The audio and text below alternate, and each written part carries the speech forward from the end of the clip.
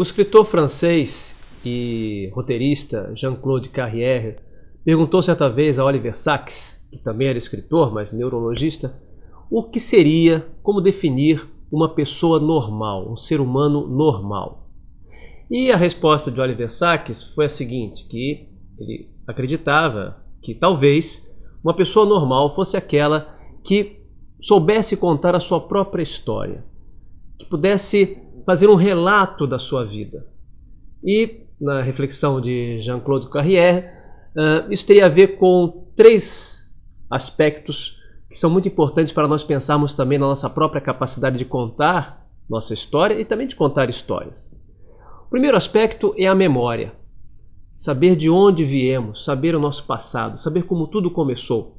Um outro pensador francês dizia que toda a origem é misteriosa. Temos que olhar para esse início, que tem a ver com a ancestralidade, tem a ver com heranças, legados e com um início na linha do tempo. Como tudo começou. Era uma vez e aí começa a história.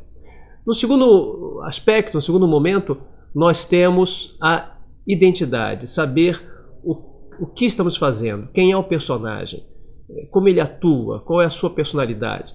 Então, segundo Oliver Sacks, a pessoa normal é normal porque também consegue se ver nessa história, consegue saber quem é, sabe seu nome, sabe o que está fazendo, ou como diria então ainda um outro pensador, dessa vez um pensador espanhol, Ortega y Gasset, nós somos nós e as nossas circunstâncias. Eu sou eu e minha circunstância. Tudo aquilo que me cerca, tudo aquilo que tem a ver com a minha identidade, com a minha vida.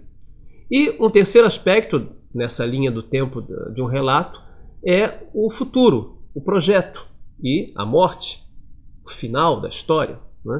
E nessa capacidade nossa de nos projetarmos é que nós vamos justamente ter a nossa aventura, tomar as nossas decisões que vão implicar, por sua vez, em tantos desdobramentos na vida dos outros personagens da nossa vida.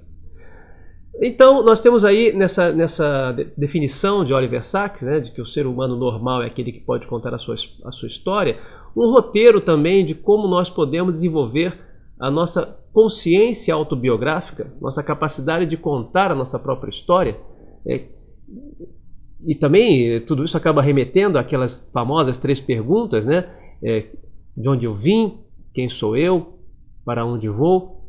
E desse modo nós acabamos criando, construindo a nossa consciência histórica, a nossa consciência biográfica e nossa consciência histórica, a nossa biografia dentro da história das outras pessoas, como esses caminhos se cruzam, para lembrar um título de um romance de Érico Veríssimo, Caminhos Cruzados, e como é que os caminhos humanos se cruzam, os caminhos biográficos se cruzam, e como daí surgem os dramas, as tragédias e também as comédias e os diálogos. Toda essa ideia, então, do saber contar histórias vai incidir diretamente na nossa capacidade de escrever.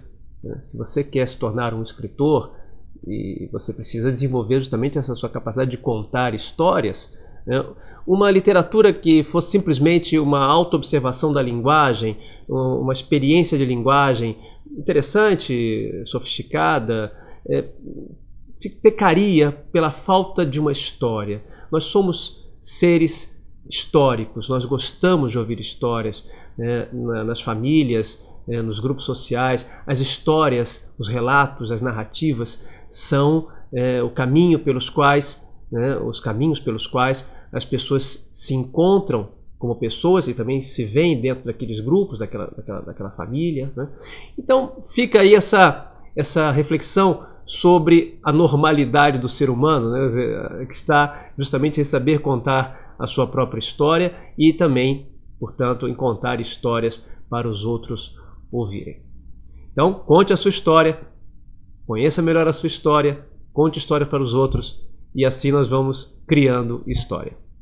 No nosso próximo vídeo, nós vamos conversar sobre etimologia. Até lá!